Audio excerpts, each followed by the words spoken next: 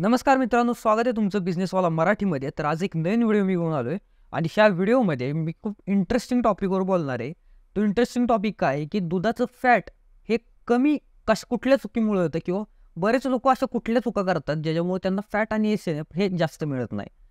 तर आता मित्रांनो, दुधाचं फॅट आणि एस-एन-एफ वाढवण्यासाठी बरीच लोकं हे खूप सारे उपाय करत असतात. ह्याच्यामध्ये महागडा चारा, महागडं पशुखाद्य हे जास्त प्रमाणात वापरतात. तर मोठ्या प्रमाणावर ह्याच्यामध्ये खर्च होतो, पण फायदा ह्याच्यामध्ये काय होत नाही. ह्याच्या व्यतिरिक्त बरेच लोकं काय करतात, की देशी उपाय घरी करण्याचा प्रयत्न करतात. ह्याच्यामुळं फॅट आणि एस-एन-एफ हे वाढत नाही आणि पैसे खूप खर्च होतात आणि पैसे खर्च झाल्यावर पण दुधाचं फॅट आणि एस-एन-एफ न वाढल्यामुळं दुधाची किंमत कमी मिळते. त्याच्यामुळं तुम्हाला एकंदरीत ह्या सगळ्या म्हणजे ह्याच्यामध्ये नुकसानच होत असतं. तर नेमकी चूक कुठं होती तुमची किंवा कुठल्या अशा चुका आहेत त्याच्यामुळं दुधाचं फॅट आणि एस-एन-एफ हे वाढत नाही. तर मी 3 मोठ्या चुका तुम्हाला सांगणार आहे ज्याच्यामुळं तुमचं दुधाचं फॅट आणि एस-एन-एफ हे वाढत नाही. तर खूप इंटरेस्टिंग असा व्हिडिओ आहे मित्रांनो. व्हिडिओ शेवटपर्यंत बघा. त्याच्या आधी जर तुम्ही आपल्या चॅनलवर नवीन असाल तर सगळ्यात पहिल्यांदा आपलं चॅनल सबस्क्राईब करा. जर तुम्हाला हा व्हिडिओ आवडला तर हा व्हिडिओ लाईक करा, शेअर करा आणि मित्रांनो कॉमेंट करायला विसरू नका.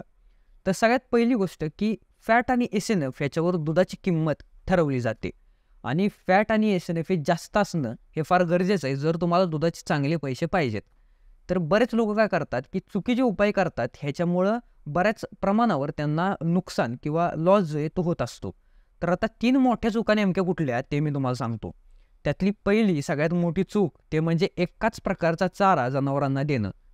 आता बऱ्याच वेळी काय होतं, की एखाद्या शेतकऱ्याकडं हिरवा चारा जर असेल, तर तो फक्त हिरवाच चारा जास्त प्रमाणात गुरांना देतो, सुका चारा देत नाही.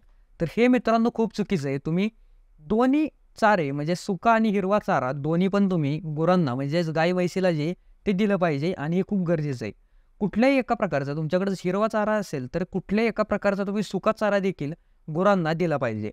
ह्याच्यानंतर दुसरी जी सगळ्यात मोठी लोकं चूक करतात, ते म्हणजे दूध काढल्या-काढल्या डेअरीमध्ये द्यायला जातात.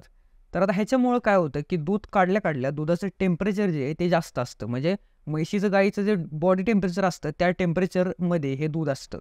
तर ह्याच्यामुळं काय होतं, की एकंदरीतच तुमच्या दुधाचं टेम्परेचर जास्त असल्यामुळं फॅट आणि एस-एन-एफ हे दुधामध्ये कमी दाखवतं. त्याच्यामुळं काय करायचं आहे, की दूध सगळ्यात पहिल्यांदा रूम टेम्परेचरला येऊन द्यायचं आहे. दुधाचं टेम्परेचर कमी झाल्यावर दुधाचं फॅट आणि एस-एन-एफ हे तुम्हाला जास्त 2-3% जे काय असेल त्याच्यामध्ये जास्त तुम्हाला तिथं बघायला मिळतं. तर ही झाली दुसरी चूक. तिसरी चूक म्हणजे काय, की गाय आणि म्हैस जे ते दिवसभर लोकं काय करतात एकाच जागेवर बांधून ठेवतात. तर जर मुक्त संचार असेल तर ठीक आहे, तिथं तुम्हाला ह्याचा प्रॉब्लेम येत नाही. पण जर गाय दिवसभर एकाच जागेवर बांधून असेल, तर तिथं तुम्हाला एस-एन-एफ आणि फॅटवर मोठ्या प्रमाणावर परिणाम झालेला दिसून येतो. त्यामुळे तुम्हाला काय करायचं आहे, की गाय म्हैस जी असेल तिची दिवसातून कमीत कमी 2 ते 3 वेळा तरी त्या म्हैशीची गायीची जागा तुम्हाला चेंज करायची, बदलायची.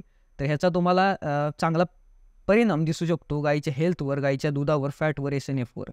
तर ह्या काही चुका आहेत मित्रांनो 3 ज्या तुम्हाला करायच्या नाहीत आणि ह्या जर तुम्ही केल्या नाहीत तर नक्कीच तुम्हाला फायदा होऊ शकतो आणि दुधाचं फॅट आणि एस-एन-एफ हे वाढलेलं दिसू शकतं.